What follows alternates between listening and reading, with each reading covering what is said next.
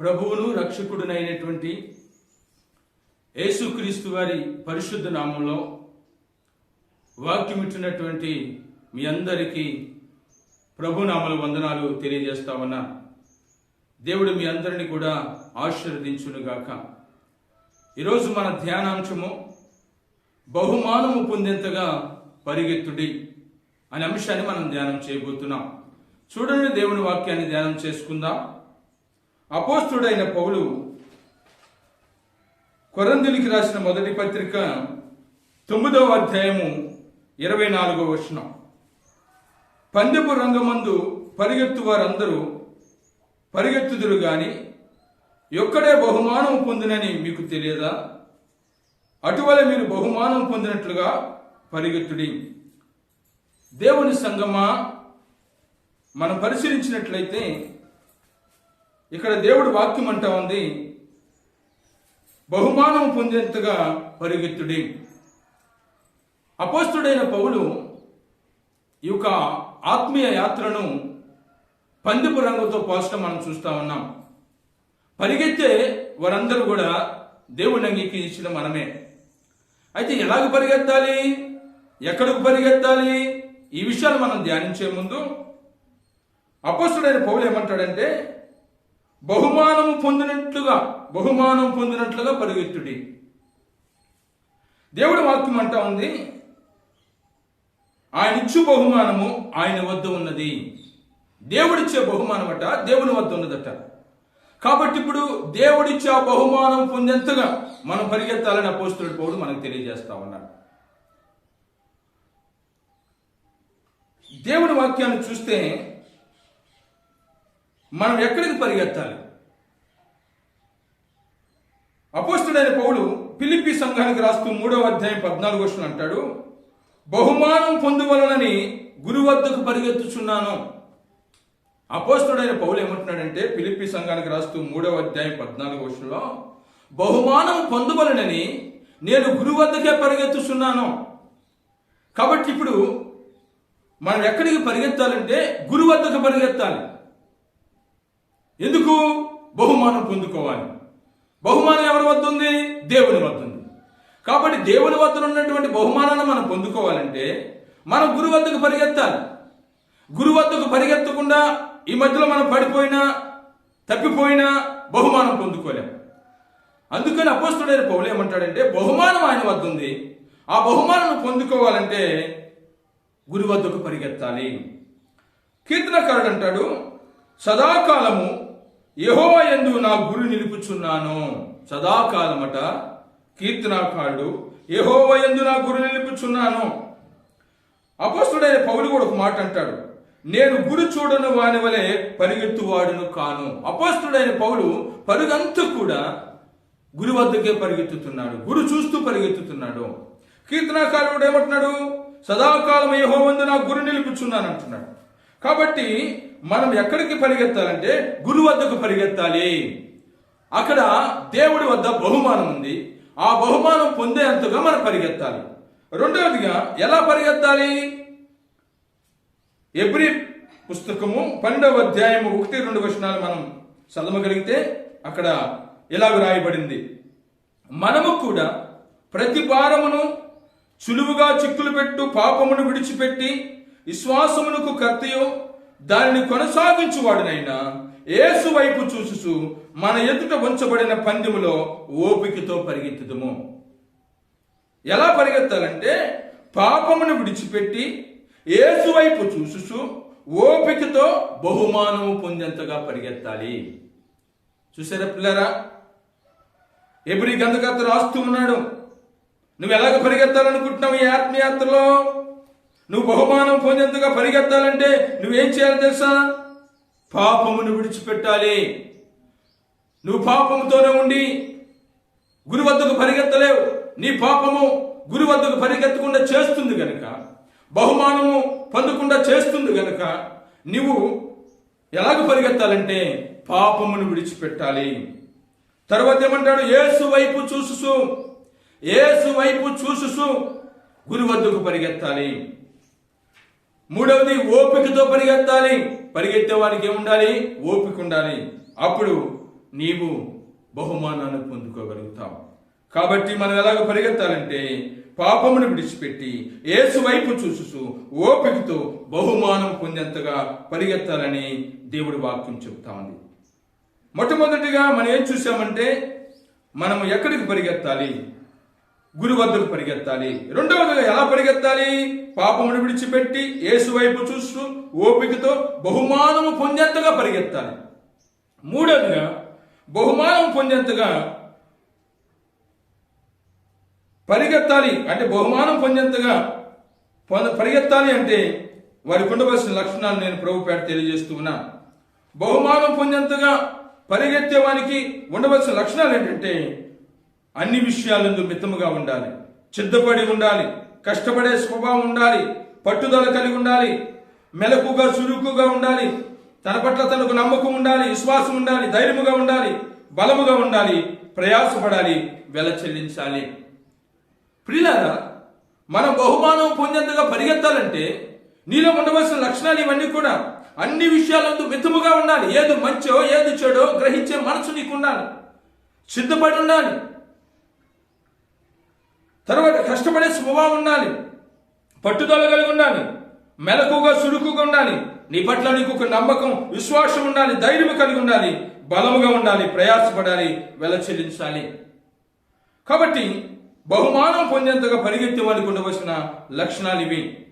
నాలుగోది మనం చూసినట్లయితే బహుమానము పొందేంతగా పరిగెత్తకుండా ఈ ఆత్మయాత్రలో మనకు వచ్చే నష్టాలు కూడా ఆటంకాలు కూడా ఉన్నాయి. ఏంటి ఆటంకాలంటే ఒకటి శత్రువైనటువంటి అపవాది మనల్ని ఏం చేస్తాడంటే దేవుని వద్ద ఉన్నటువంటి బహుమానాన్ని పొందుకోకుండా చేయటానికి ప్రయత్నం చేస్తూ ఉంటాడు. ఆ గురు వద్దకు వెళ్లకుండా దేవుని వద్ద ఉన్న బహుమానాన్ని పొందుకోకుండా ఆటంకాలు కలుగజేస్తూ ఉంటాడు. మొట్టమొదటి ఆటంకం ఏంటంటే శత్రువు. దేవుని శత్రువు, నీ శత్రువైనటువంటి అపవాది వాడి యొక్క గురి ఏంటంటే, వాడి యొక్క తీర్మానం ఏంటంటే, వాడి లక్ష్యం ఏంటంటే నిన్ను గురు వద్దకు పరిగెత్తనీయకుండా చేయాలని, దేవుడిచ్చే బహుమానం పొందుకోకుండా చేయాలనేదే వాడు కంకణం కట్టుకుని ఉన్నాడు. కాబట్టి నువ్వు గమనించాలి, నువ్వు బహుమానం పొందేంతగా పరిగెత్తకుండా వచ్చే ఆటంకం ఏంటంటే శత్రువు. ఈ శత్రువు చాలా మందిని ఇప్పటికే బహుమానం పొందేంతగా పరిగెత్తకుండా గురు వద్ద చేరకుండా పడగొడుతూ ఉన్నాడు. తర్వాత కుటుంబ సభ్యులు కూడా దేవుని వద్ద నుండి బహుమానం పొందుకోకుండా మన ఆటంకాలు పరుస్తూ ఉంటారు. కాబట్టి అది కూడా గమనించాలి. మూడవదిగా స్నేహితులు. నువ్వెవరితో స్నేహం చేస్తున్నావు? దేవుడి వాక్యం అంటా ఉంది, దుష్ట సాంగత్యము మంచి నడవడిని చేర్పును. ప్రియ సహోదరుడా, సహోదరి, చెల్లి, తమ్ముడా, తల్లి, నేను చెప్తా ఉన్నాను, దుష్ట సాంగత్యము మంచి నడవడిని చేర్పును. నీవే వయసులో ఉన్నప్పటికీ కూడా స్నేహితులు ఉంటారు. అయితే దేవుడు అంటున్నాడు, దేవుడి వాక్యం అంటా ఉంది, మంచి స్నేహితుడిగా నువ్వు ఎన్నుకో. దేవుడే మంచి స్నేహితుడు, దేవుడే నిజమైన స్నేహితుడు. దేవుడి కంటే స్నేహితుడు ఎవరు లేరు. అబ్రహాము స్నేహితుడు దేవుడే, లాజరు స్నేహితుడు దేవుడే, నీ స్నేహితుడు కూడా దేవుడే ఉండాలి. ఈ లోకస్తులతో స్నేహం చేయొద్దని నేను చెప్పట్లేదు, కానీ అయితే నువ్వు స్నేహం చేసేవాడు ఎలాంటి వాడు ఒకసారి గమనించాలని ప్రభుపేట తెలియజేస్తున్నా. దుష్ట సాంగత్యము మంచి నడవడిని చేర్పును. కాబట్టి నీ స్నేహితులు బహుమానం పొందకుండా చేస్తారు. తర్వాత నీలో ఉన్నటువంటి సోమర్తనం, బలహీనతలు, నిద్రబొత్తు, తిండిపోతనం, అశ్రద్ధ, బద్ధకం, లోకాశలు అంటే నేత్రాశ, శరీరాశ, జీవకుటుంబంలో శరీర కార్యములు, ఇవన్నీ కూడా బహుమానము పొందకుండా నీకు వచ్చే ఆటంకాలు. కాబట్టి దేవుని యొక్క బిడ్డ, ఈ వాక్యం ఇచ్చినటువంటి ప్రియ సహోదరుడా, సహోదరి, నువ్వు బహుమానం పొందేంతగా పరిగెత్తకుండా, గురు వద్దకు పరిగెత్తకుండా నేనేది ఆటంకపరుస్తుందో ఒకసారి ఆలోచించు. ఆ ఆటంకాలను ఛేదించుకుని బహుమానం పొందేందుగా దేవుని వద్దకు పరిగెత్తాలని ప్రభుపేట నీకు తెలియచేస్తూ ఉన్నాను. కాబట్టి మనం ఈరోజు ధ్యానాంశం ఏమిటి? బహుమానము పొందేంతగా పరిగెత్తుడి. మనం ఎక్కడికి పరిగెత్తాలి? గురు వద్దకు పరిగెత్తాలి. ఎలాగ పరిగెత్తాలి? పాపమును విడిచిపెట్టి యేసు వైపు చూసు ఓపికతో బహుమానము పొందేంతగా పరిగెత్తాలి. ఈ క్రైస్తవ జీవితం అనేది, విశ్వాస యాత్ర అనేది కొన్ని దినాలు, కొన్ని నెలలు, కొన్ని సంవత్సరాలు చేసేది కాదు. నువ్వు ఎప్పుడైతే యేసు క్రీస్తు ప్రభు దగ్గరికి వచ్చి నీ పాపములు ఒప్పుకుని పశ్చాత్తాపడి మారు మనసు పొంది బాప్తిస్మం తీసుకుని పరిశుద్ధాత్మ అనుభవం నడుస్తున్నావో, ఈ ఆత్మయాత్ర నీ పోకడ వరకు, అంటే నీ మరణం వరకు కూడా దేవుని వాక్య ప్రకారంగా జీవించాలి. దేవుడు రాకడ వరకు కూడా దేవుని వాక్య ప్రకారం జీవించాలి. దేవుడి వాక్య ప్రకారం జీవించకుండా నేను మారు మనసు పొందాను, బాప్తిస్మం తీసుకున్నాను, పరిశుద్ధాత్మ అనుభవంలో నడుస్తున్నానని చెప్పి వాక్య ప్రకారం జీవించకపోతే దేవుడు అంటున్నాడు నువ్వు వేషధారివి అంటున్నాడు. కాబట్టి గమనించాలి ప్రియ దేవుని సంగమా, గమనించి మనం ముందుకు సాగాలని ప్రభుపేట తెలియజేస్తున్నాను. ఈ యాత్ర అనేది మరణం వరకు నువ్వు నమ్మకంగా ఉండాలి, దేవుడి వాక్య ప్రకారంగా జీవించాలి.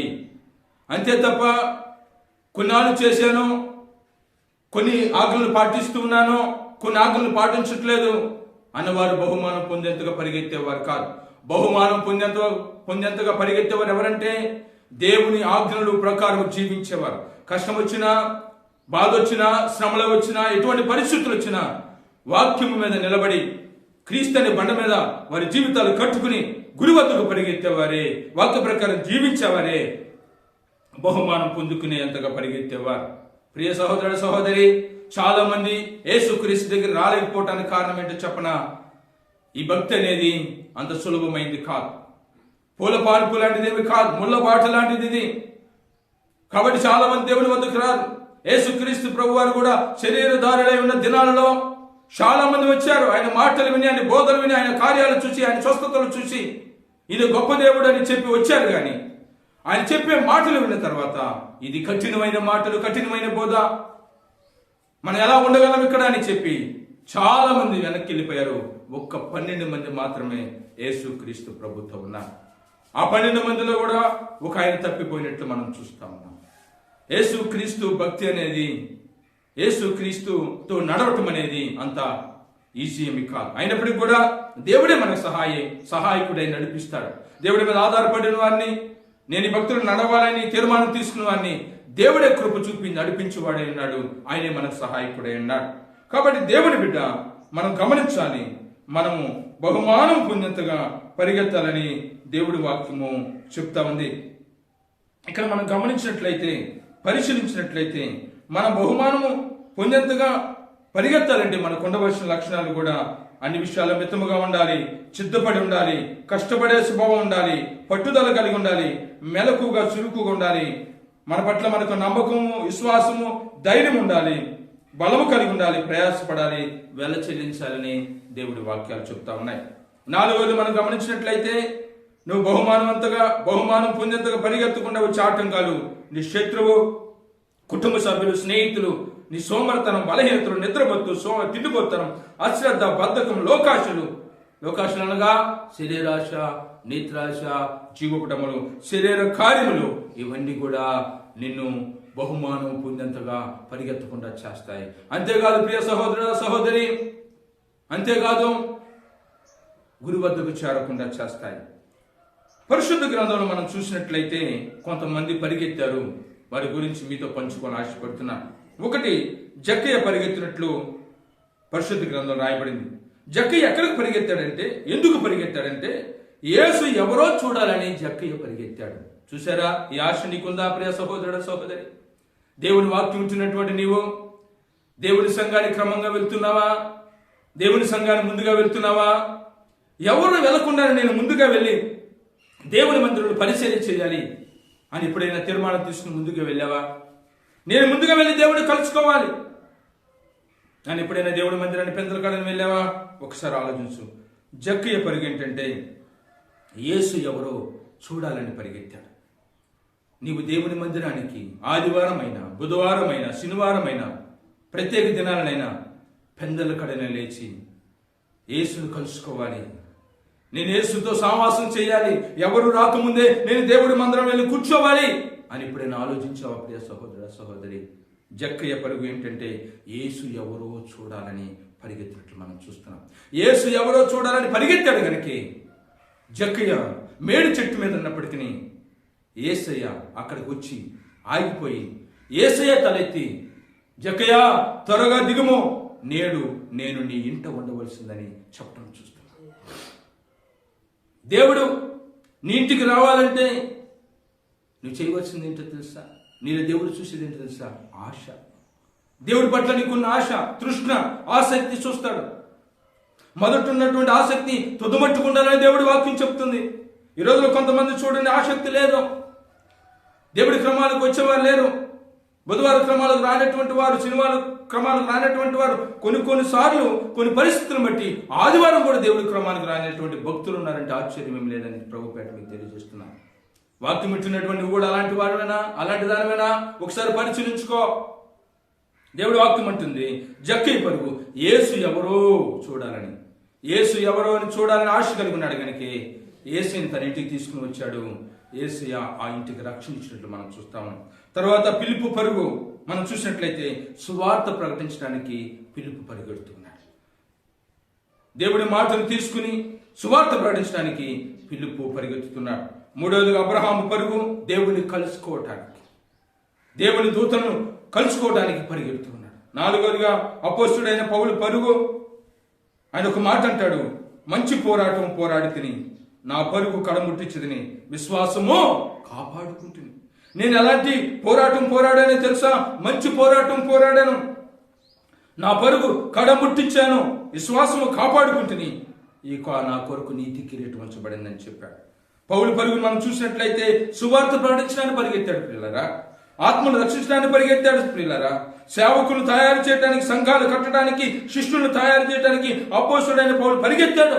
ఎన్నో శ్రమలు అనుభవించి, కష్టాలు అనుభవించి, జాగరణలు చేసి ఆయన దేవుని సువార్త, రాజ్య సువార్త కొరకు పరిగెత్తినట్లు మనం చూస్తా ఉన్నాం. నీ పరుగు ఎలా ఉంది? పేతురు కూడా పరిగెత్తాడట, సమాధి వద్దకు పరిగెత్తాడట. నీ పరుగు ఎలా ఉంది? ఒకసారి ఆలోచించు. జక్కయ్య పరుగులని పరుగుందా? పిలుపు పరుగులని పరుగుందా? అబ్రహాము పరుగులని పరుగుందా? పౌలు పరుగులని పరుగుందా? పేతురు పరుగులని పరుగుందా? ప్రియ సహోదర సహోదరి, వీరందరూ కూడా దేవుని కొరకు, దేవుడి రాజ్యం కొరకు పరిగెత్తితే ఒక ఆయన పరిగెత్తాడట, గెహాజీ అని ఆయన వెండిని సంపాదించుకోవటానికి, బట్టలు సంపాదించుకోవటానికి, ద్రైవను సంపాదించుకోవటానికి పరిగెత్తినట్లు దేవుడి వాక్యము చెప్తా ఉంది. దేనిని సంపాదించుకోవడానికి పరిగెత్తాడట? వెండిని సంపాదించుకోవటానికి, బట్టలు సంపాదించుకోవటానికి, ద్రవ్యం సంపాదించుకోవటానికి పరిగెత్తినట్లు చూస్తాము. అలా పరిగెత్తి ఏం తెచ్చుకున్నాడంటే కుష్టిని తెచ్చుకున్నాడు. తన వంశాన్ని కుష్టినిచ్చాడు. ఈ రోజుల్లో చాలా మంది పరిగెడుతూ ఉన్నారు.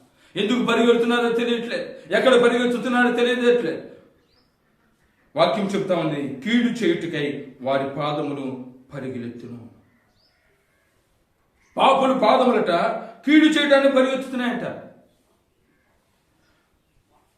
కీడు చేయడానికి పాపాత్ముల పాదములు పరిగెత్తుతున్నాయట. నీ పాదములు ఎక్కడ పరిగెత్తుతున్నాయి? ఒకసారి ఆలోచించు, ఒకసారి పరిశీలించు. దేవుడి వాక్యం అంటా ఉంది, ఇదిగో గెహాజీ పరిగెత్తాడు, కుష్టిని తెచ్చుకున్నాడు. దేవుని యొక్క సేవకుని యొక్క సమక్షంలోనే ఉన్నాడు, కానీ తన జీవితాన్ని మార్చుకోలేకపోయాడు, తన బ్రతుకులు మార్చుకోలేకపోయాడు.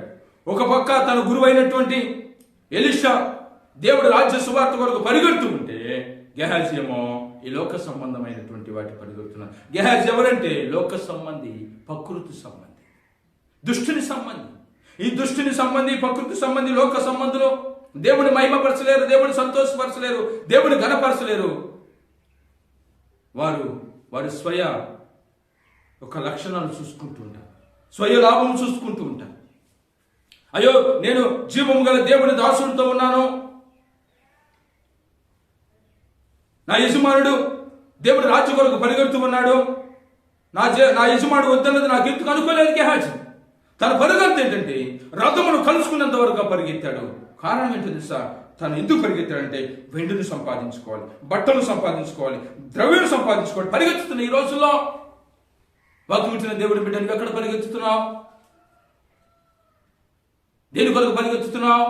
ఏమి సంపాదించడానికి పరిగెత్తుతున్నావు? ఏమి సాధించడానికి పరిగెత్తుతున్నావు? ఒకసారి ఆలోచించు, ఒకసారి ఆలోచించు. జక్కయ్య వలె దేవుణ్ణి చూడటానికి పరిగెత్తున్నావా? పిలుపు వలె సువార్తను ప్రకటించడానికి పరిగెత్తున్నావా? పౌలు వలె సంఘాలు కట్టడానికిను, ఆత్మను రక్షించడానికిను, సేవకులను తయారు చేయడానికిను, శిష్యులను తయారు చేయడానికిను పరిగెత్తుతున్నావా? అబ్రహాము వలె దేవుణ్ణి కలుసుకోవడానికి పరిగెత్తుతున్నావా? పేతురు వలె దేవుడు సమాధి వద్దకు పరిగెత్తాడట. పేతురు ప్రభువుని చూడాలని పరిగెత్తాడు.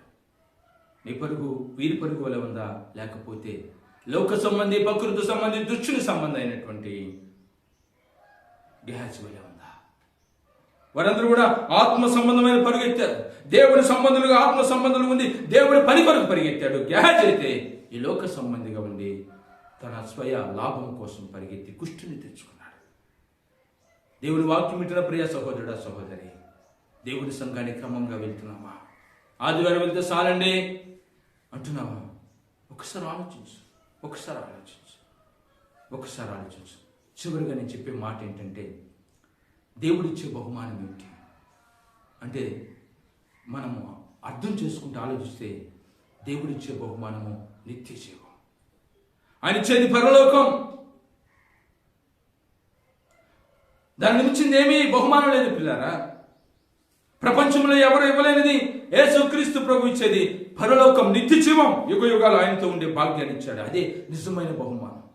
ఎన్నో బహుమానాల గురించి బైబిల్లో చెప్పబడ్డాయి, కానీ నిజమైన బహుమానం ఏంటంటే పరలోకాన్ని ఇస్తాడు ఆయన. ఒకసారి ఆలోచించు. ఈరోజు మన ధ్యానం ఏమిటి? ధ్యానాంశం ఏంటి? బహుమానం పొందేంతగా పరిగెత్తుడి. అపొస్తలుడైన పౌలు ఏమంటున్నాడు? బహుమానం పొందేంతగా పరిగెత్తుడి.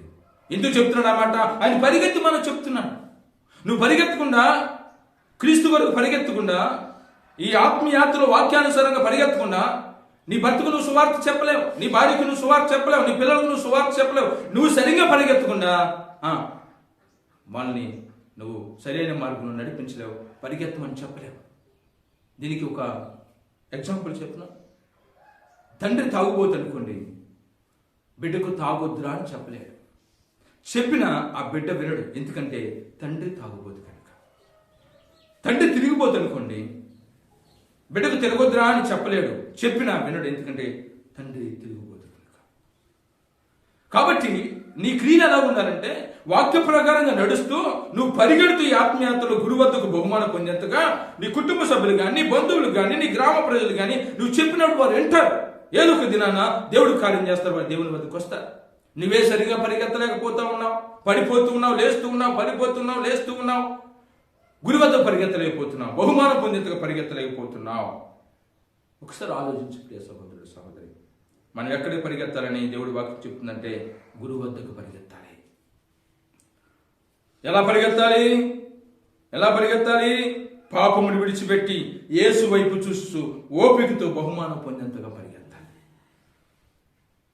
బహుమానంగా పొందాలంటే నీకు ఉండవలసిన లక్షణాలు ఏంటి? మితముగా ఉండాలి, సిద్ధపడి ఉండాలి, కష్టపడే స్వభావం ఉండాలి, పట్టుదల కలిగి ఉండాలి, మెలకుగా సురుకుగా ఉండాలి, నీ పట్ల నీకు విశ్వాసం ఉండాలి, నమ్మకం ఉండాలి, ధైర్యం కలిగి ఉండాలి, బలము కలిగి ఉండాలి, ప్రయాసపడాలి, వెళ్ళ చెల్లించాలి. బహుమానం పొందకుండా, బహుమానం పొందేంతగా పరిగెత్తకుండా వచ్చే ఆటంకాలేంటి? శత్రువు, కుటుంబ సభ్యులు, స్నేహితులు, నీ సోమరితనం, బలహీనతలు, నిద్రపోతూ, తిండిపోతనం, అశ్రద్ధ, బద్ధకం, లోకాశను, శరీర కార్యములు ఏవి నిన్ను ఆటంకపరుస్తున్నాయి? ఒకసారి ఆలోచించు. జక్కయ్య పరుగు దేవుని చూడాలని, ఫిలిప్పు పరుగు సువార్త ప్రకటించాలని, అబ్రహాము పరుగు దేవుని కలుసుకోవాలని, దేవుని దూతలు కలుసుకోవాలని, పౌలు పరుగు సువార్త ప్రకటించడానికి, ఆత్మను రక్షించడానికి, సేవకులను తయారు చేయడానికి, శిష్యులను తయారు చేయడానికి, సంఘాలు కట్టడానికి పరిగెత్తాడు. గెహాజీ పరుగు తన స్వయ లాభం కోసం పరిగెత్తాడు, నష్టాన్ని తెచ్చుకున్నాడు. పరిగెత్తి నీకు వచ్చేది ఏంటి? నిత్య జీవం, పరలోకం. నువ్వు గురు వద్దకు చేరగలిగితే దేవుడు నీకు ఇచ్చే బహుమానం ఏంటి తెలుసా? నిత్య జీవం. కాబట్టి ఈ మాటలు వింటున్న ప్రతి సహోదరుడా, సహోదరి, బహుమానం పొందేంతగా పరిగెత్తుదాం. దేవుడు కృపను పొందుకుందాం. తలవంచండి, ప్రార్థన చేసుకుందాం. కృపాసత్య సంపూర్ణమైన మా తండ్రి, పరిశుద్ధుల నీ ఘనమైన నామానికి వందనాలు. మేము ఎలాగూ పరిగెత్తవలనో నీ మాటల ద్వారా మాకు తెలియజేశారు ప్రభువా, నీకు వందనాలు, స్తోత్రాలు. అపోస్తలుడైన పౌలు అంటున్నాడు, బహుమానము పొందేంతగా పరిగెత్తండి. అయ్యా, మేము ఎక్కడ పరిగెత్తాలి? గురువు వద్దకు పరిగెత్తాలి. ఎలాగ పరిగెత్తాలి? అయ్యా, నీ వైపు చూస్తూ ఓపికతో పాపమును విడిచిపెట్టి బహుమానం పొందేంతగా పరిగెత్తాలి. ఎప్పటి వరకు పరిగెత్తాలి? బహుమానము పొందేంత వరకు కూడా, గురి చేరేంత వరకు కూడా, మా మరణం వరకు లేదా నీ రాకడి వరకు కూడా మేము పరిగెత్తాలి ప్రభువా. పరిగెత్తాలంటే మాలో ఉండవలసిన ఎన్నో విషయాలు తెలియజేశారు. పరిగెత్తకుండా వచ్చే ఆటంకాలు తెలియజేశారు. పరిశుద్ధ గ్రంథంలో ఎవరు దేని కొరకు పరిగెత్తారో దానివల్ల వచ్చిన లాభం ఏంటో నష్టం ఏంటో కూడా మీరు తెలియజేశారు. వందనం. ఈ వాక్యం వింటున్న ప్రతి సహోదరుడు సోదరి, అయ్యా బహుమానం పొందేంతగా పరిగెత్తే కృప మాకు అనుగ్రహించమని ఘనత మహిమ ప్రభావం నీకు ఆరోపిస్తూ ప్రభును రక్షకుడినైన యేసుక్రీస్తు వారి పరిశుద్ధ నామములో ప్రార్థించి అడిగి వేడుకొంచున్నాము తండ్రి. ఆమేన్. ఆమేన్. దేవుడు మీ అందరిని ఆశీర్వదించును గాక. ఆమేన్.